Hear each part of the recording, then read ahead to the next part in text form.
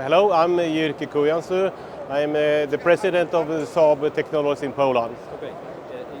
In recent times, Saab has signed several contracts for the delivery of the weapon system to the Polish armed forces, and I'm referring right now mainly to the Airborne early warning systems, to the anti-tank weapon systems, and the intelligence ship. Please tell a bit more about the status of this project right now. Yeah, thank you for the question. And as you say, Saab is very proud of being in execution phase of these three big programs. And roughly what I can say is that on the 340 system, the contract was signed in July last year. Both aircraft are delivered by this summer to the Polish armed forces, and the training started already in summer.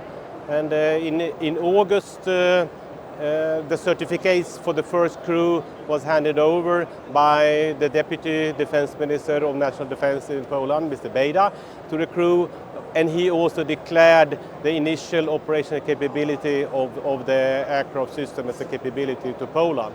And also Saab has established a support team in Gdynia at the airbase to support the continuation of the smooth program.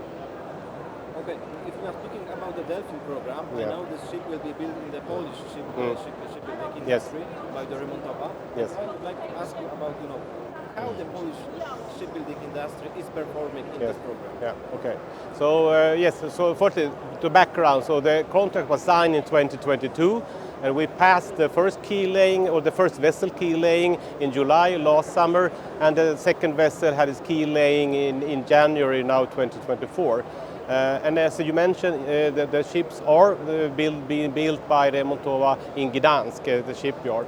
And so far, we just have the best of experience working together with the Remontowa shipbuilding. They're very professional and hardworking to keep the promises on timeline and so forth. So I think we're just good thing to say about our Polish partner here.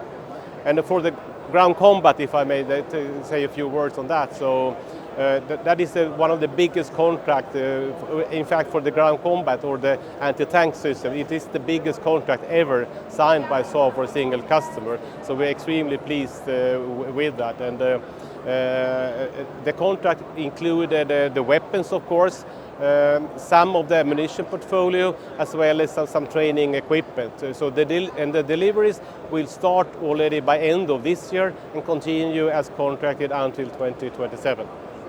Saab has so far delivered to Polish armed forces two Saab 340 early warning aircraft. However, these aircraft are the second hand. It was the decision of the Polish MOD to buy this aircraft, but behind you I can see the new generation early warning aircraft. And maybe one day Polish military will need something better than Saab 340. So please briefly elaborate the main differences between these two systems. I think firstly I would like to congratulate Poland very much for now having a total new defense capability, including the airborne early warning system from Saab. And it is a natural and strategic asset, significantly increasing the situational awareness and increasing the, let's say, decision time making from detection to making actions on the Polish side, which is an important defense capability and to support the territorial integrity.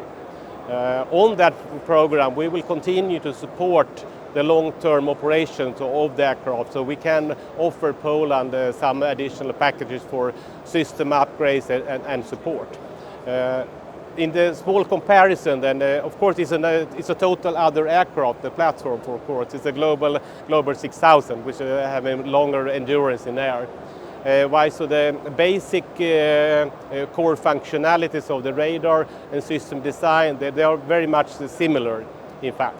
Of course, the new system is more modern and having new, more sophisticated features, and it's possible to have much more of customizations as required by the Polish customer. So I believe that the Polish customer will now, or the end user, will learn a lot from the first year of operating the 340 system. So they will then understand also what kind of operational needs and technical needs there will be for the future platform, which could be the Global Eye from Saab, of course. Yeah, thank you very much. Gustav, we mentioned the Delphin intelligence ships and early warning aircraft. However, Saab is an almost total defense solution provider.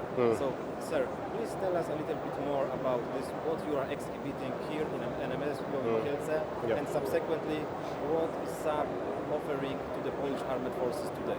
Yeah, all right. So, yes, Saab's portfolio for the global market is very comprehensive, as you say. In fact, what we can offer to the Polish market is to support multi-domain operations, meaning for the land forces, for the air force, for the navy, territorial defense and special forces. So, and of course we cannot bring everything here to Kielcach, and so what we see behind me here is a mix of installed products already, which are in use for the Polish Armed Forces, and some of the products are maybe to come. And if since we discussed the Global Eye already, or the Airborne, I can just point a little bit to my right-hand side here.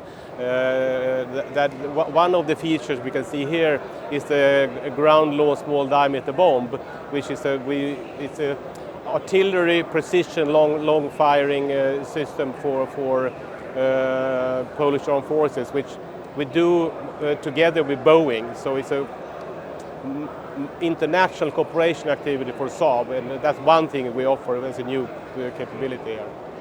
Sir, as we can see on the stands of the other companies, the European industry shows the big interest in the Orca program. Yes. This is clear for all of us that Saab is also this project because you are active in the field of the Orca by many years. Yes.